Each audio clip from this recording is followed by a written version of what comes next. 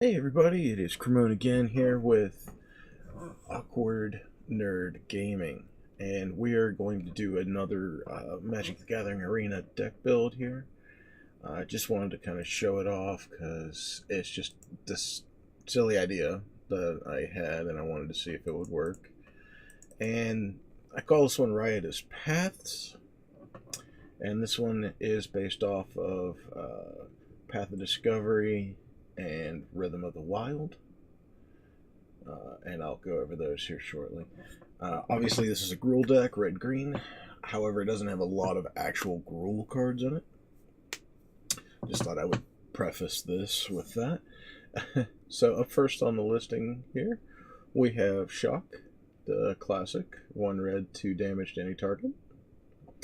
Then we have Llanowar Elves, 1 green, 1/1 Elf Druid, tap for a green.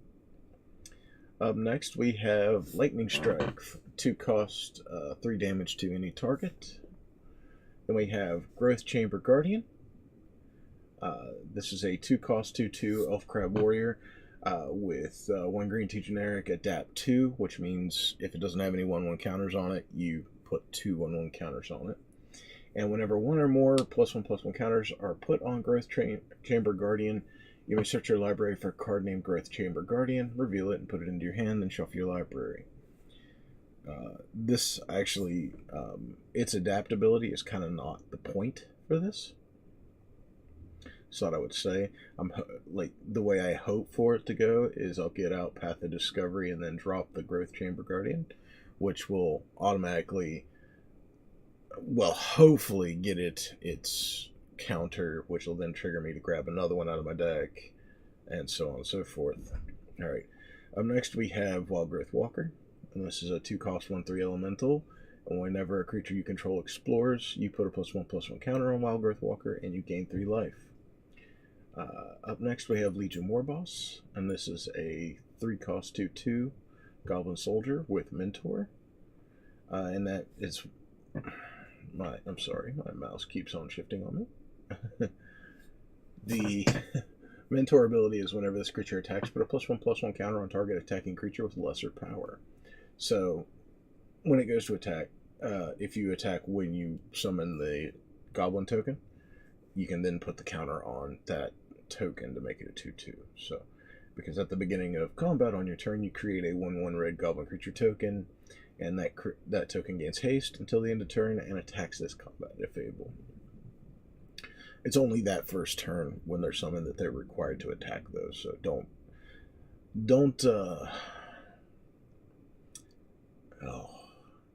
don't be afraid to run the Legion Warboss. You don't have to keep attacking with the goblins if it's not strategic. Up next we have Risk Factor, and this is 3 cost instant. Target opponent may have it deal 4 damage to them. If that player doesn't, you draw 3 cards and Jumpstart. And Jumpstart is you may cast it from the graveyard by discarding a card in addition to paying its other costs, and then you exile the card. So really handy, a lot of recurrence. Up next we have Elvish Rejuvenator, and this is a 3 cost 1/1 Elf Druid that I use a lot. Because when it enters the battlefield, you may look at the top 5 cards of your library. You may put a land card from among them onto the battlefield tapped, then put the rest on the bottom of your library in random order.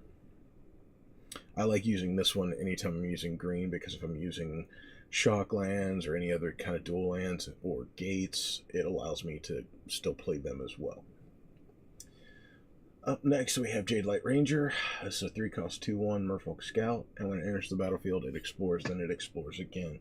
So yes, this can be really good. It can turn in for a 3 cost into a 4/3 if you top deck that card that is not a land anyway. Up next we have Rhythm of the Wild, and this is a 1 green 1 red 1 colorless enchantment. Creature spells you control can't be countered, and non-token creatures you control have Riot. This is a big thing for this deck. Definitely want to, if you can, try to get this one out early so your creatures can't be countered. They have to remove this enchantment in order to counter your creature spells. So if you're running against control and they don't have a proper counter for this one and it hits play, it then opens you up to be able to do whatever you want pretty much for a while. unless they're using bounce, which I tend to do when I'm using control. Up next we have Rubblebelt Runner, and this is a 1 green 1 generic 1 green 1 red 1 colorless. Sorry, 3/3 Legion Warrior, and it can't be blocked by creature tokens. It's actually a really solid common. I really do like that one. Up next we have Experimental Frenzy, and this is another card I use in like all my red decks. Basically, 4-cost enchantment. You can look at your top card of your library anytime, and you may play the top card of your library, but you can't play cards from your hand, and then you can pay 4 to destroy the Experimental Frenzy, so you can then play what's in your hand. Then we have Path of Discovery. This is a 4-cost enchantment. Whenever a creature enters the battlefield under your control, it explores. Really fun. And any creature that already has Explore gets another stack of Explore. So if you get all 3 of these in play, every creature, regardless of what they are, explores 3 times when they come into the battlefield. And in the case of like Jadelight Ranger that already has it, you then would do 5 times, which is just insane. And then we have 8 mountains, 8 forests, 2 Gruul Guildgates, 1 Rootbound Crag, and 3 Stomping Ground. Obviously, I'm going to change this up. The more Rootbound Crags and Stomping Grounds I get, I'm going to shift out the Guildgates and stuff like that. Try to maximize this to 4 apiece of these 2 because they're really, really good. But anyway, guys, that is it for the main board for the listings. And now, actually, where I would normally go through my sideboard real quick, I'm actually going to go through and try to explain some of the mechanics of this deck, which I haven't done in a lot of my deck reviews. So, basically, the whole premise of this deck is your max spell cost in the actual main deck is 4. So, obviously, a lot of early incursion, a lot of just kind of trying to swarm with creatures. And this is how I typically would want this to run. First couple turns, hopefully a Llanowar Elf or another way to get additional mana. Like dropping a Rejuvenator to get in another land really quick. And then doing something like Rhythm of the Wild. I have no idea what that noise is.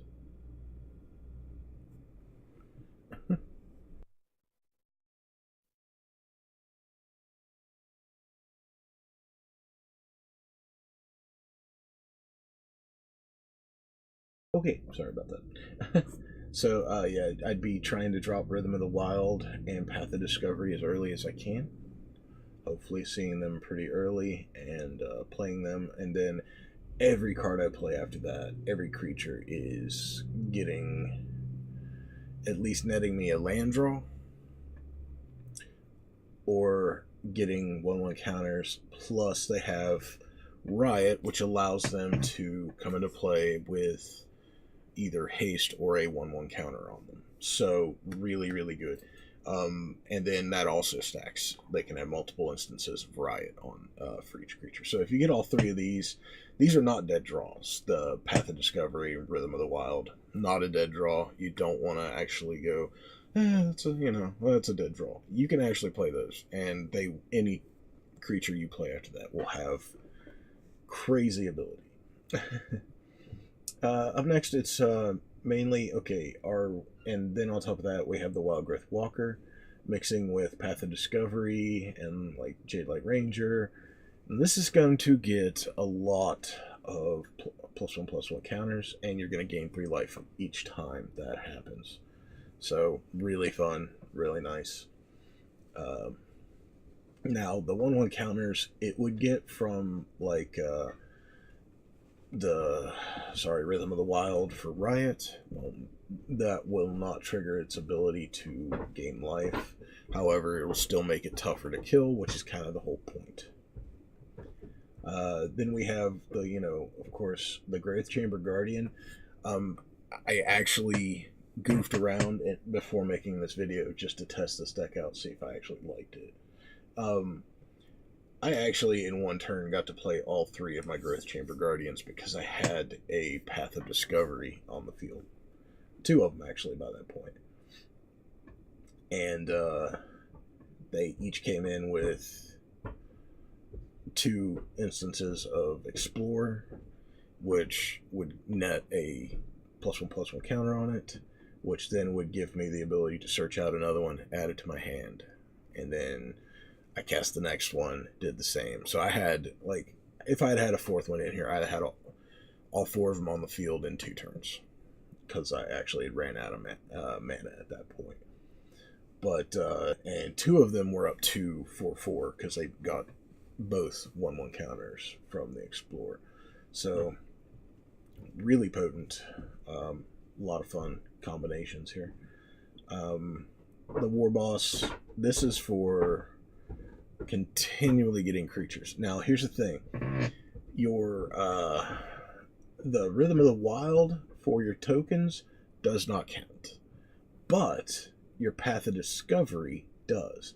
So every time you summon that goblin, it explores for each one of the Path of Discovery. So it can really pump up creatures really, really fast.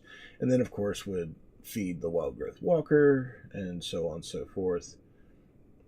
Experimental Frenzy is there for if you get to the point where you are top decking.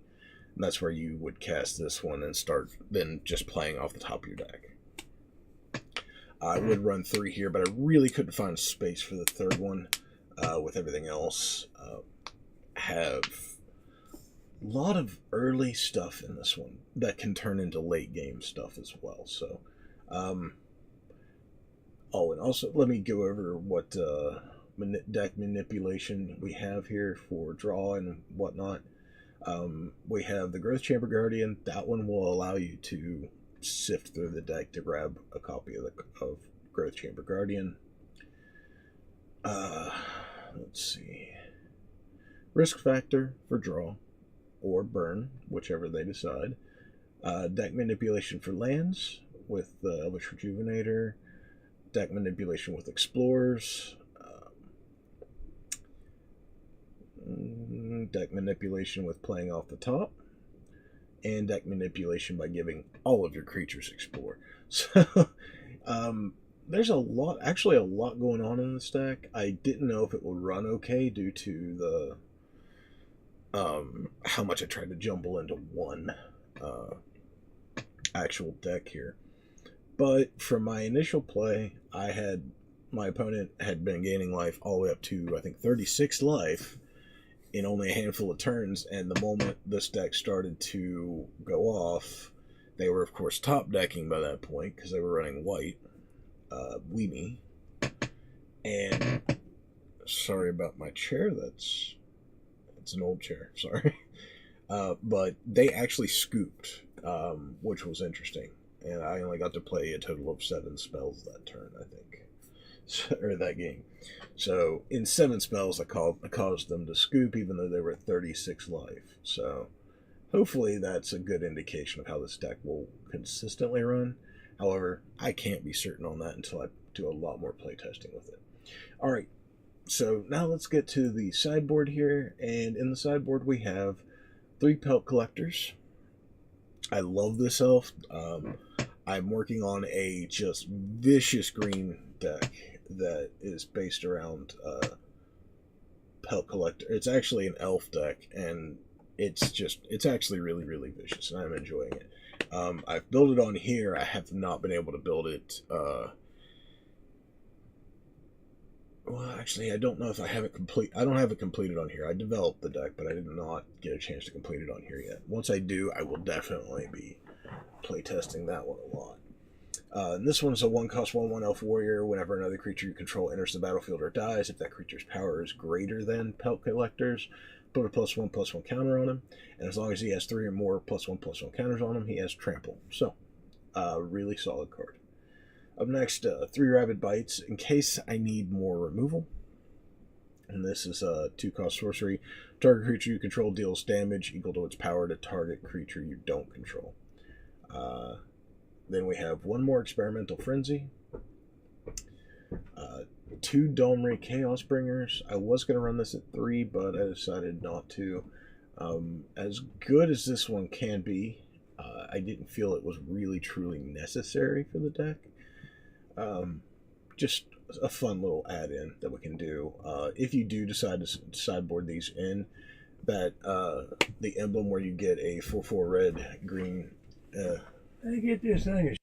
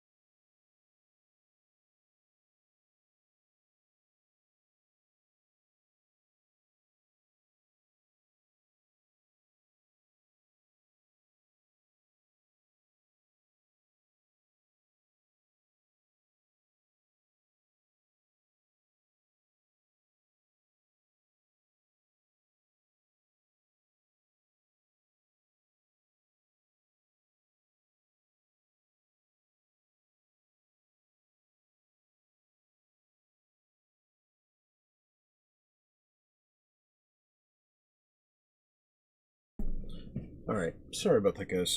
Got interrupted there. Anyway, the token could really, with the effects of exploring, could be really good. Up next, we have Burning Sun's Avatar. It's a 6-cost 6/6. When it enters the battlefield, deals 3 damage to target opponent or planeswalker and 3 damage to up to 1 target creature. Then we have Etali Primal Storm. This is a 6-cost 6/6 legendary Elder Dino. Whenever it attacks, you exile the top card of each player's library. You may cast any number of non-land cards exiled this way without paying their mana costs. And then we have Ghalta Primal Hunger. And this is a 12-cost 12/12 trample legendary Elder Dino. And it costs X colorless less to cast, where X is the total power of creatures you control. And that's if you really want to get like some bigger creatures shuffled in. So anyway, guys, thanks for hanging out with the video. And if this gives you any ideas, please feel free to give us a thumbs up. Anyway, I will catch you guys in the next video. Thanks for hanging out. Later.